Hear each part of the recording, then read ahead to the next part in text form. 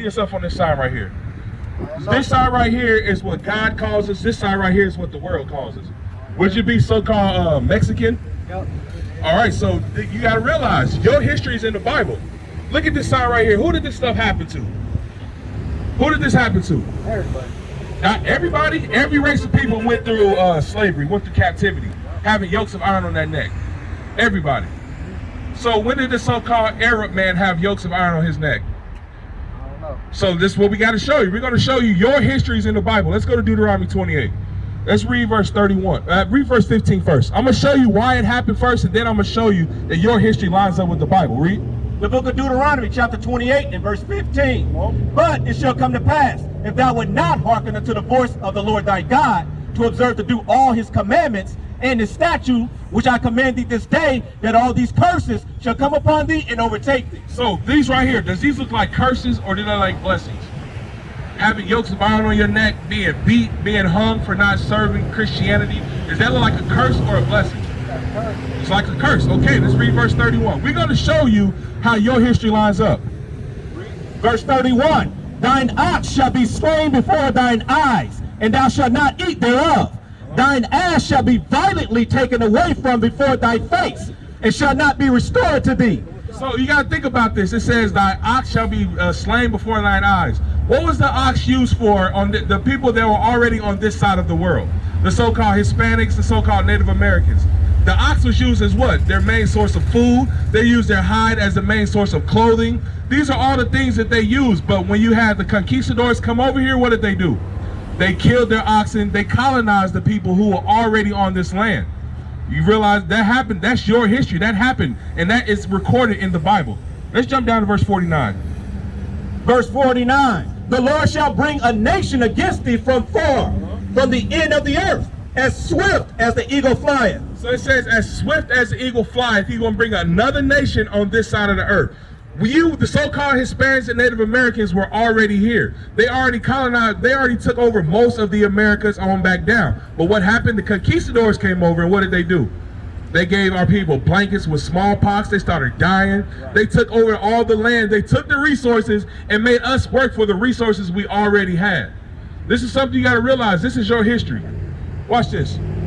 Spanish conquistadors fought and explored their way through the Americas in the 16th, 17th, and 18th centuries. In their wake, they left destroyed empires and millions of lives lost. Nonetheless, there is no doubt among historians that the Spanish conquistadors ruthlessly slaughtered millions of native people. So they ruthlessly slaughtered millions of native people. You got to think about it. Why do our people speak Spanish now? They wasn't speaking Spanish before the conquistadors came over here. Right. The word Spanish means his Spaniard, meaning you are property to this nation that came and killed millions of your people. Bring it out. This is Bible history that actually happened to our people. The so-called Hispanics, you're Israelites according to the Bible. The so-called Mexicans, you will be from the tribe of Issachar according to the Bible. This is history that we are not being taught. We've been taught that we are a slave and we were all this, but who were we before the slavery? Who were we before we were in slavery? Who were we before we were in captivity? Our people don't know that stuff. But this is what we're showing you today. You are an Israelite the Bible speaks of. Everything that happened to us correlates with the Bible. Right. And we got to realize this is our strength. Because if we don't know who we are, where we come from, we don't know where we're going. Right. Do you understand that? What? So, I'm sorry. This sign right here, who do people say this is? Who do you think this is? Yeah, who is this? Jesus. You think that's Jesus? Where can we find this in the Bible? I don't know. Nobody knows, all right? Because know why? Because that's not a real image. All right, this is your history. I mean, I see you know. This is what's going to change your life. This is what's going to change the life of all of our people. This is what's going to make it better for you to sleep at night. You're going to be more comfortable and more safe knowing that you're Israel when you keep the commandments of God. But our people don't realize this is where our strength lies. This is the most important information we could ever hear in our life. Right. But what's more important is us applying this information.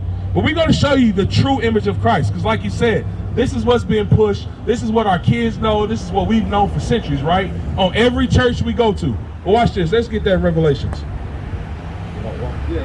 The book of Revelation, chapter 1 and verse 1. the revelation of Jesus Christ. Said this is the revealing of Jesus Christ. Now we're about to reveal to you what Jesus Christ actually looks like. Verse 14. Verse 14. His head and his hairs were white like wool. So it said the head on his hairs and the head on his face were white like wool. Read. As white as snow. As white as snow. So we got to look at this. Because it's simple. It's as simple as just reading a verse to know what Christ actually looks like. Does this man have white woolly hair? Any of these images? No. Okay. Let's strike one. Read. And his eyes were as a flame of fire. Come on. And his feet like unto fine brass, as if they burned in the furnace. So it said his feet like unto fine brass. What color is brass? Copper. It's like a brown color, right?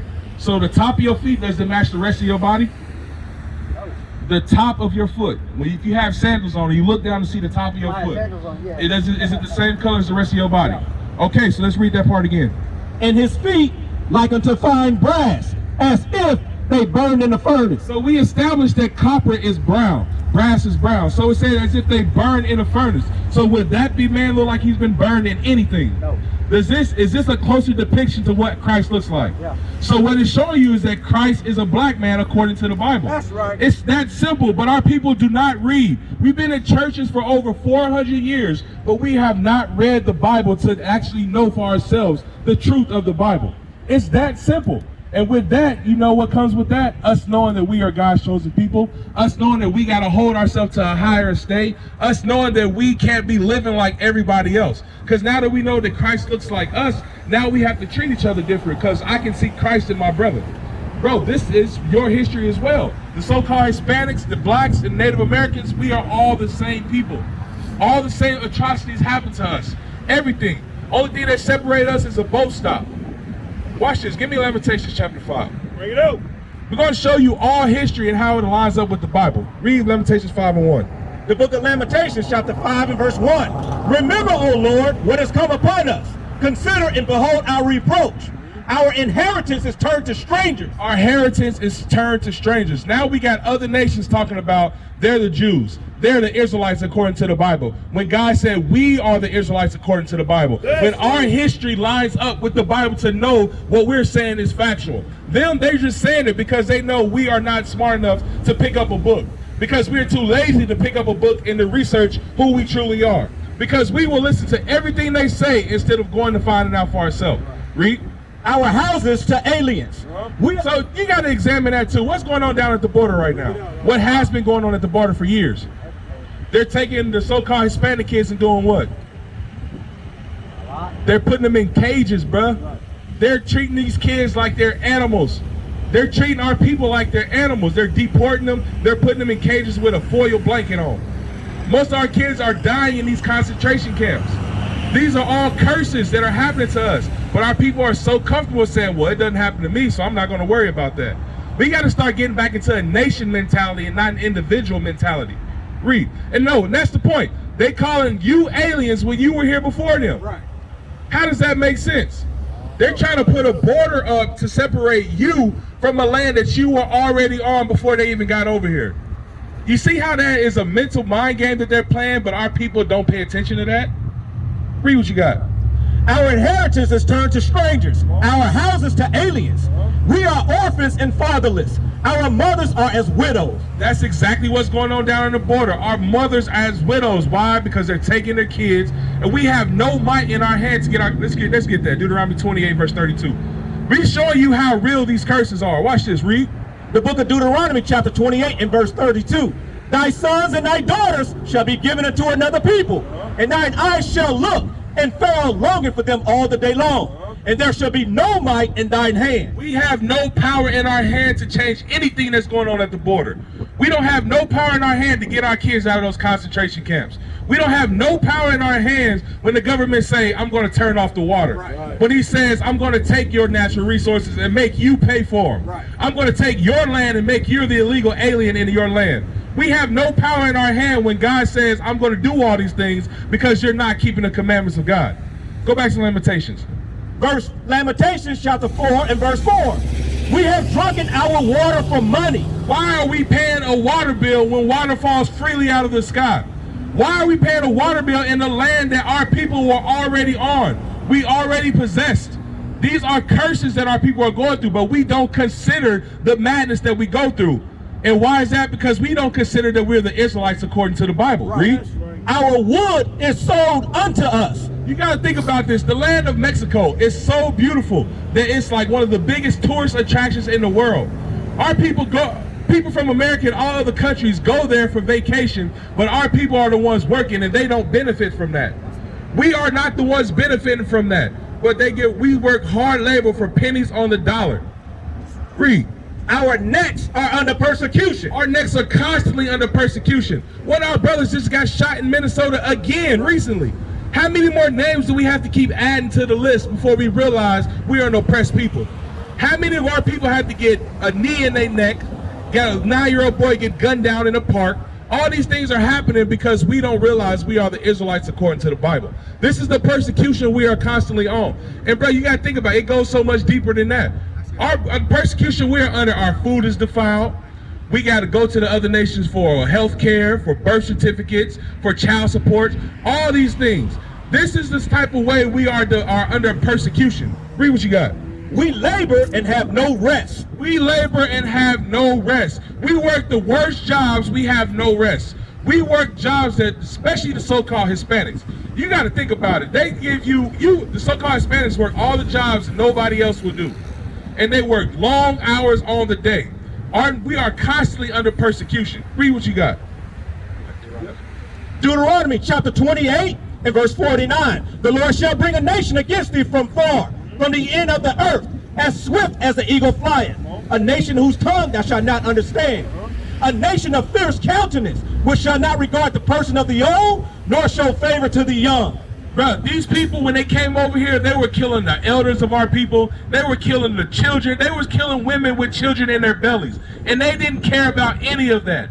They didn't hold back the sword from any of our people, no matter your race, your age, your stature, and who you were. They were killing everybody. Read. And he shall eat the fruit of thy cattle and the fruit of thy land until thou be destroyed. They ate the fruit of our land. You got places like all these other South Central America countries. They produce the most mangoes, right? And they take those mangoes that you produce and make you buy them back. They'll make you grow them, but you got to pay for the produce that comes naturally to your land. This is what these other nations are doing. They're taking your resources and making you pay for resources that grow naturally in your land. That's captivity, bro. That's slavery. We used to scream black power while heroin was pushed. But at the end of the day, nothing's in vain. IUIC has been given a vision. The tents of Judah has risen. Many has attempted the mission, minor murmuring, omitting, and missing the mark. Just reading that he had the flame of fire in his eyes gave us the spark. We on Paul's mission. We out on the road, purple and gold, from Mexico, Cuba, Haiti, Ghana, Sierra Leone. 144,000 boots banging, concrete crackling. These are our men repented at heart. The scriptures is proof. IUIC, we deliver the truth.